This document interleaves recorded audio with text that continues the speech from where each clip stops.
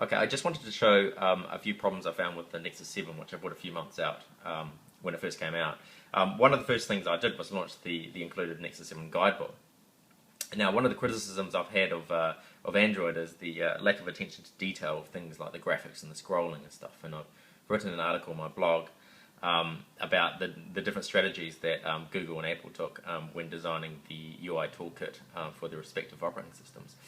Now, if you this is the guidebook that's open, so it's actually quite smooth switching between pages and stuff. But there's quite a sort of a bug which I guess most people would not necessarily notice, but it's quite irritating if you come from an iOS background. So you can do a pinch and zoom, as you see there, as expected.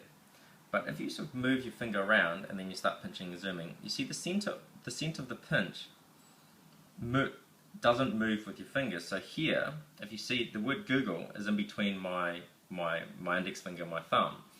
Now, if I zoom out, the Google should get bigger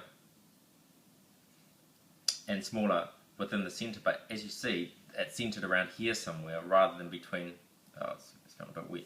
Okay, it's not even wetter. But you see that? I pinch and zoom, and sometimes it doesn't actually zoom around the center of my pinch. In this case, the center is somewhere around here when it should actually be in between my fingers, and that's something that you would never really see on an iOS device, even a version 1.0 iOS device, because they've kind of cracked those algorithms and actually gotten just working perfectly.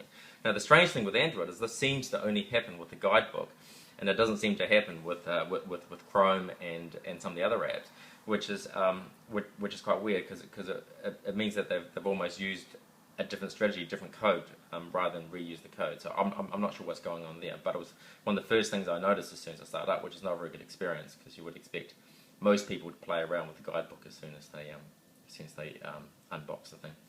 That's it.